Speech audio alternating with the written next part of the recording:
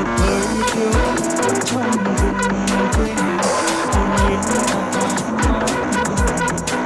dòng người vội vàng em có thân đời rời xa từng ngày năm tháng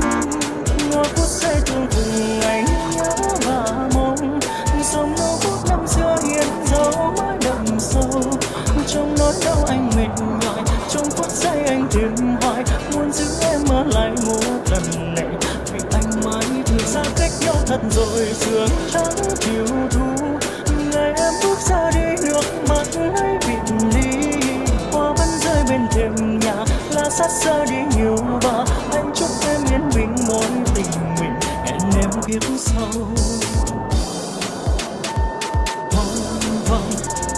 Miên man giờ con nước dài thênh thang không trách người không thương mà hương tóc còn vương vương rồi tặng em màu son cỏ dài lúc bình yên trên môi bỏ lại nước mắt nào thấm đậm cả hai vai mắt phượng mai ngày người có tình với thiên thai à ơi câu hát em không cần những lời khuyên em luôn thả mình và chẳng ngại để tình duyên đời em phiêu bạc đâu đến lắm vì tim thương thân em khổ đêm buồn của chỉ tình giờ em má lỡ quê hồn ngày mai nữa em theo chồng và tối em đừng hòng ngồi đến đau lòng ngồi đến đau lòng mình dẫn em đi rồi vòng xoay bánh xe luân hồi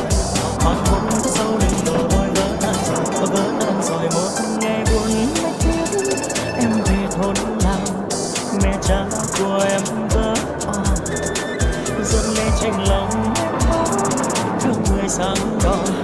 hồng nhan bạc vẫn sóng gió một phút giây từng từng ngày nhớ và mong dòng đau phút năm xưa hiện dấu mãi đậm sâu trong nỗi đau anh mệt mỏi trong phút giây anh tìm hoài muốn giữ em ở lại một lần này vì anh mãi từ xa cách nhau thật rồi sương trắng chiều thu ngày em bước ra đi nước mắt ấy biệt ly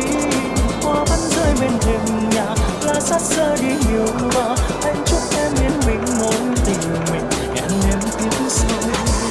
em bước về phòng mai nữa em theo chồng tối mắt em tìm hồn ôi đớn đau lòng vì mình dẫn em đi rồi vòng xoay bánh xe luân hồi hoàng hôn có sâu lưng đỏ tôi vỡ tan xa cách nhau thật rồi sương trắng chiều thu ngày em bước ra đi nước mắt ấy biệt ly hoa vẫn rơi bên thềm nhà lá sát rơi đi nhiều và anh chúc em yên bình mối tình mình hẹn em kiếp sau.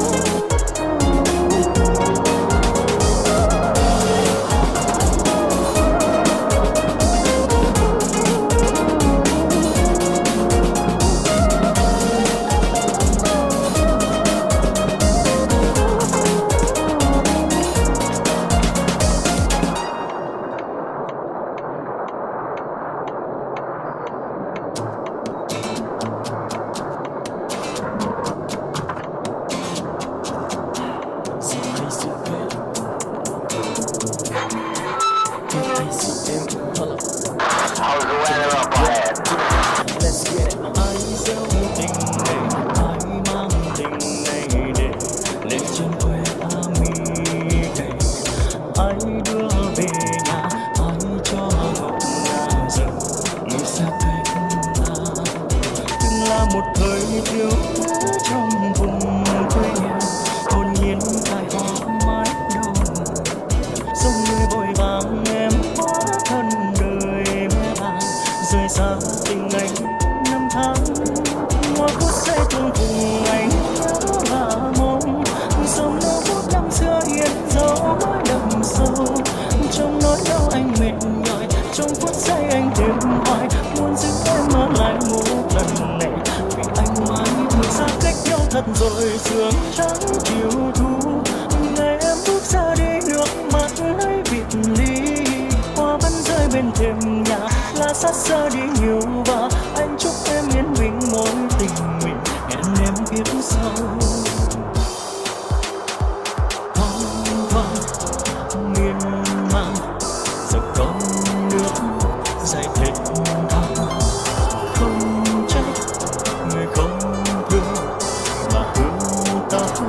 còn vương vương gửi tặng em màu son cỏ dài lúc bình yên trên môi bỏ lại nước mắt nào thấm đậm cả hai vai mắt phượng mai ngày người có tình như thiên thai à ơi không hết em không cần những lời khuyên em buông thả mình và chẳng màng đến tình duyên đời em phiêu bạc đâu đến lắm vì tiền thương thân em khổ để một lần cùng trí tiếng giờ em má nỡ quê hồn em mai nữa em theo chồng và tôi và em từng mong tôi đến đâu lòng tôi đến đâu lòng mình dẫn em đi rồi vòng xoay bánh xe luân hồi hoàng hôn có sâu lưng đồi ôi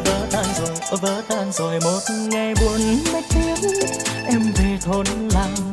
mẹ cha của em vỡ òa rốt lệ tranh lòng em khó thương người sáng đỏ hồng nhan bạc phận sông gió ngồi phút giây thương cùng anh nhớ và mong dòng đâu phút năm xưa yên dấu mới đậm sâu trong nỗi đau anh mệt mỏi trong phút giây anh tìm hoài muốn giữ em ở lại một lần này vì anh mãi thực ra cách nhau thật rồi sương trắng chiều thu ngày em bước ra đi nước mắt mới vịt đi hoa vẫn rơi bên thềm nhà lá sát rơi đi nhiều và anh chúc em yên bình mối tình mình hẹn em kiếp sau em muốn ở quê hồn mai nữa em theo chồng tô mắt em thêm hồng ôi đớn đau lòng vì mình dẫn em đi rồi vòng xoay bánh xe luân hồi hoàng hôn có sâu lưng đồi ôi vỡ tan rồi xa cách nhau thật rồi sương trắng chiều thu ngày em bước ra đi nước mắt mới vịt đi hoa vẫn rơi bên thềm nhà lá sắt rơi đi nhiều và anh chúc em yên bình mối tình mình hẹn em kiếp sau.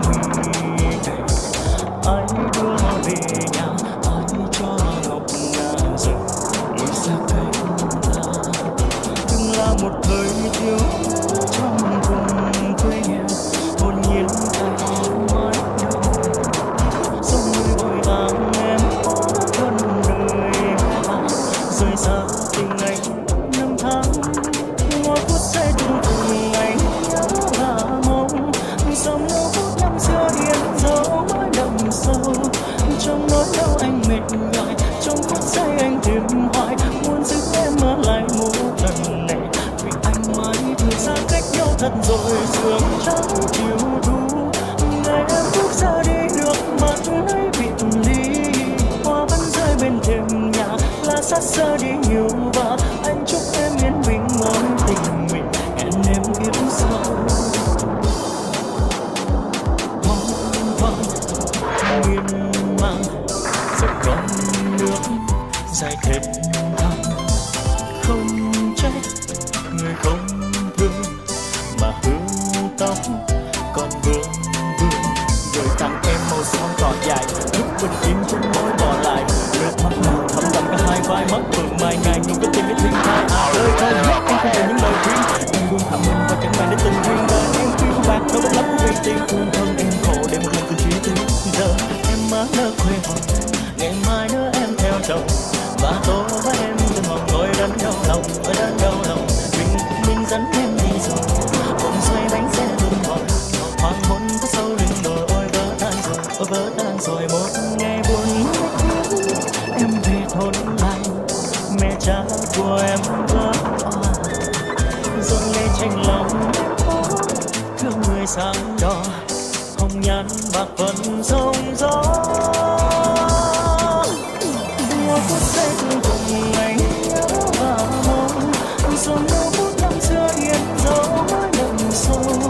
trong nỗi đau anh mệt mỏi, trong phút giây anh tìm hoài muốn giữ em ở lại một lần này. Vì anh mãi thực ra cách nhau thật rồi, sương trắng chiều thu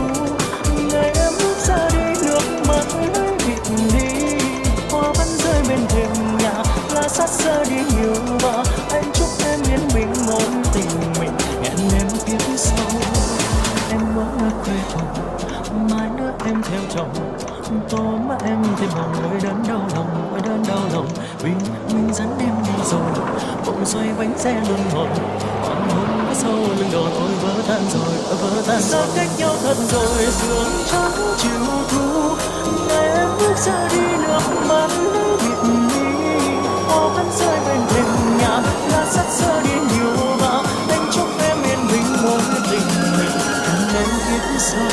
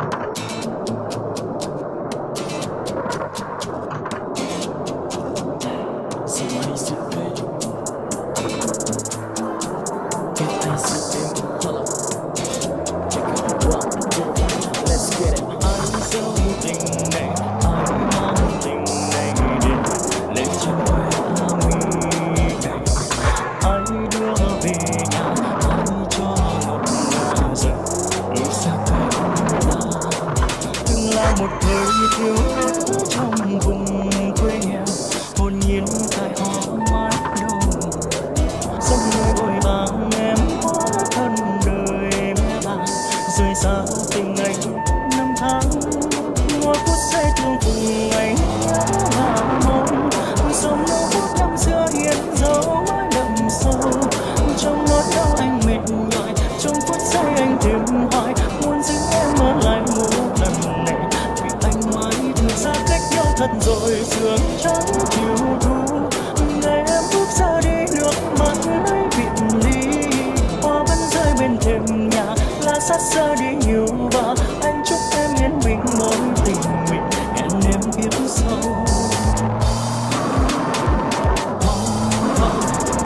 Miên man giờ con nước dài thêm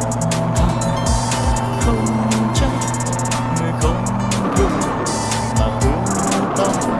còn thương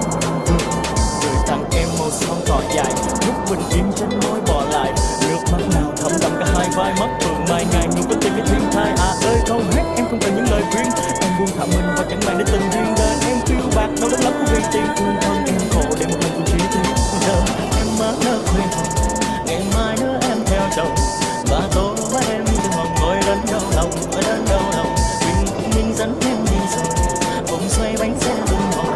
hoàng hôn có sâu lưng đồi, ôi vỡ tan rồi, ôi vỡ tan rồi. Một ngày buồn ngày tiếp em về thôn làng,